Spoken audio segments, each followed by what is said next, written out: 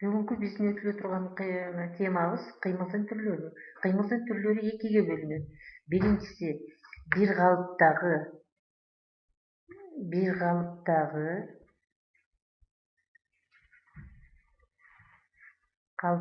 кыймыл.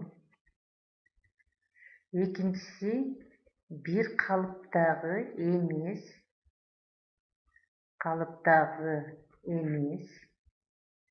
кыймыл. Биз азыр бир калыптагы кыймылды карап көрөлү.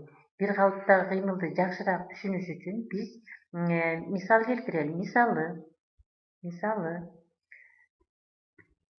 бирдей 3 бөлүккө жолду бөлөлү. Биринчисин S1 жолу деп коелу, экинчисин S2, үчүнчүсүн S3 жолу деп коелу.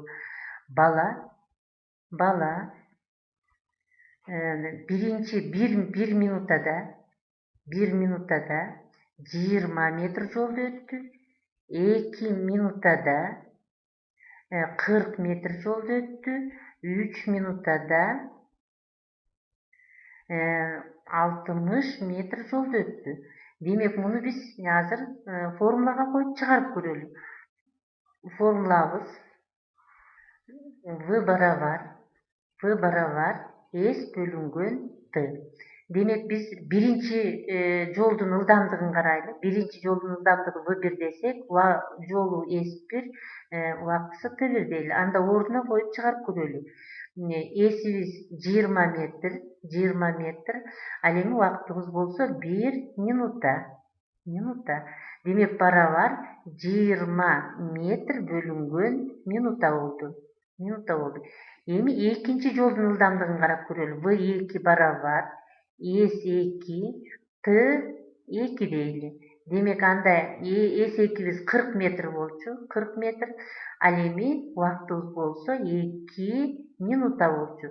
Демек, барабар дагы эле 20 метр минута. Эми V3'тү карап көрөлү. V3'үбүз барабар S3 бөлүнгөн T3. Үчүнчү жолдун ылдамдыгын карап атабыз. Демек, барабар үчүнчү жолубуз 60 метр болчу, бөлүнгөн 3 минута. Барабар 20 метр бөлүнгөн минута. Балдар, карагылачы эми. 3 абалда тең биздин ылдамдыктарыбыз бирдей болду. Бирдей убакытта. Демек,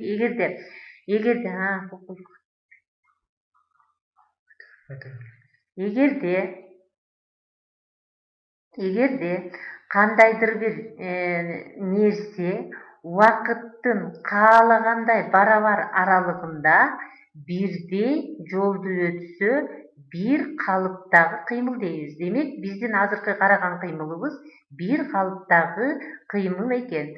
Эми бир калыптагы кыймылдарга турмушубузда өтө сейрек кездешет. Бир калыптагы кыймылга мисал келтирип көрөлү. Мисалы күн деп коелу, күн. Андан кийин күндүн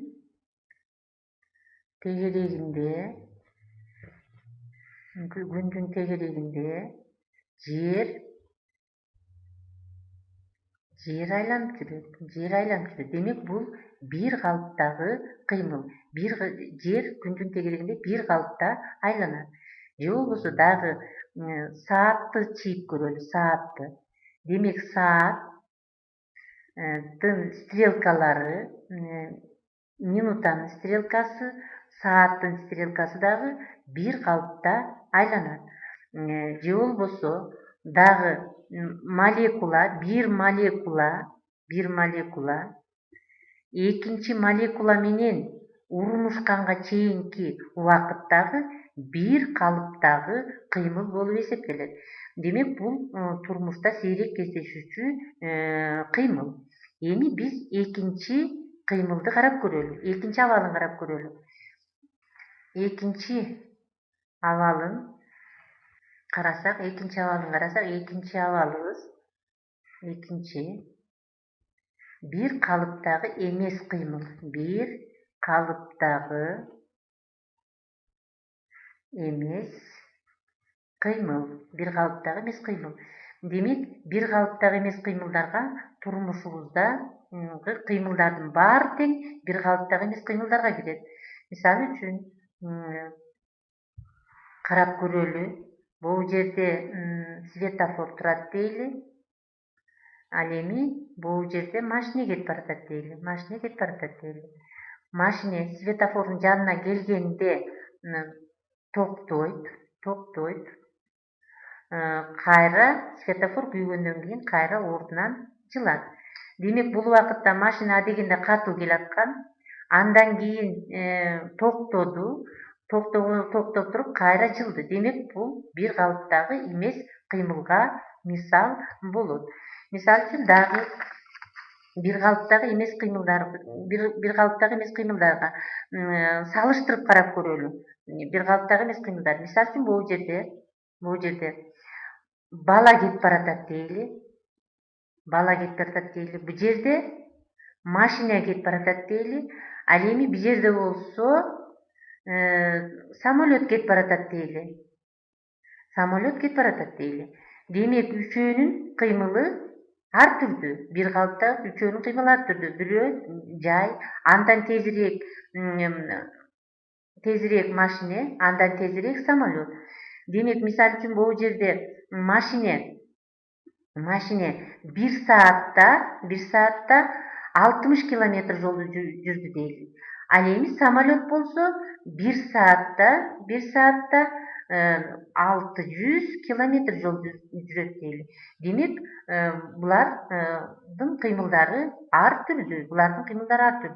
Демек бул жерден биз бир калыптагы эмес кыймыл деп эмнени айтабыз эми?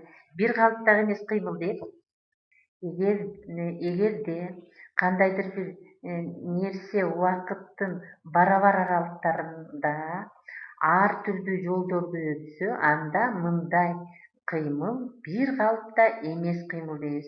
Бир калыптагы эмес кыймылга мисал карап көрөлү.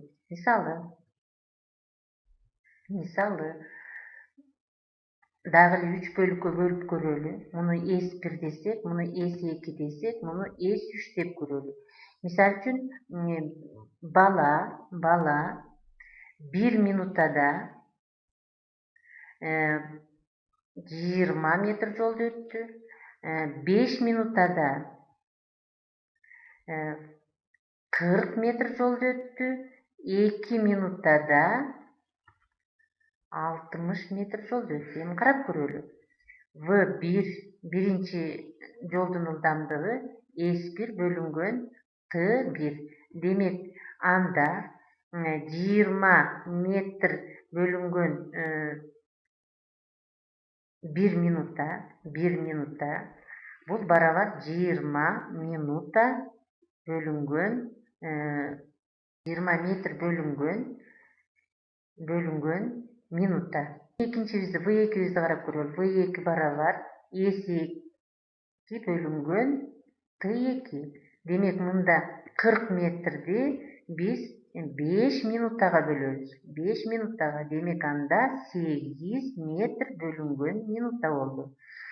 Эми V3'üzdү карап көрөлү. V3'üздү карасак, бул 60 метрди бөлөбүз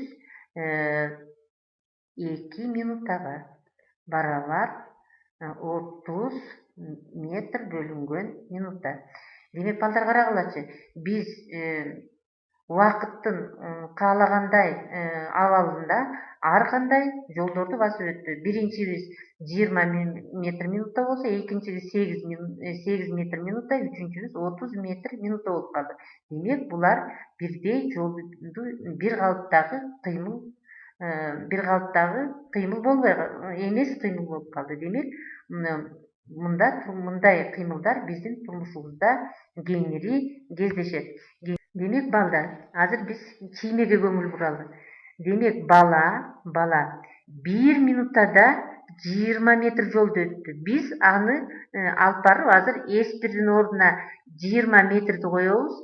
Ал эми 1 минутанын ордуна бөлүмүнө 1 минутаны коебуз. Демек 20-ны 1 минутага бөлсөк 20 метр минута болуп калды. Эми экинчи жолду карап көрөлү. Экинчи жолду 5 минутада бала 40 метр жолду өттү. Анда S2'биз 40 метр, ал эми убактыбыз болсо 5 минута. Демек 40-ты биз 5ке бөлсөк 8 метр минута болду. Ал эми 3-чү жолубузда бала 2 минутада 60 метр жолду өттү. Демек анда эстин ордуна 60 метрди коебуз, ал эми тынын ордуна 2 минутаны коебуз. Демек анда 30 метр минута болду. Демек балдар байкадыңарбы? Бул ар түрдүү кыймыл болуп калды. Демек ар түрдүү убакытта ар түрдүү жолду өттү. Ар түрдүү жолду өттү. Демек эгерде бир нерсе убакыттын бар аралыктарында ар түрдүү жолду өтсө, анда мындай кыймыл бир калыптагы эмес кыймыл болот. Демек биз бүгүнкү темабызда бир калыптагы жана бир калыптагы эмес кыймылдарга түшүнүк алдык. Бир калыптагы кыймылды өзүңөр байкадыңар, турмушубузда сейрек кездешет экен мисалдар. Ал эми бир калыптагы эмес кыймылда болсо, турмушубуздагы баардык кыймылдардын баары бир калыптагы эмес кыймыл болот экен.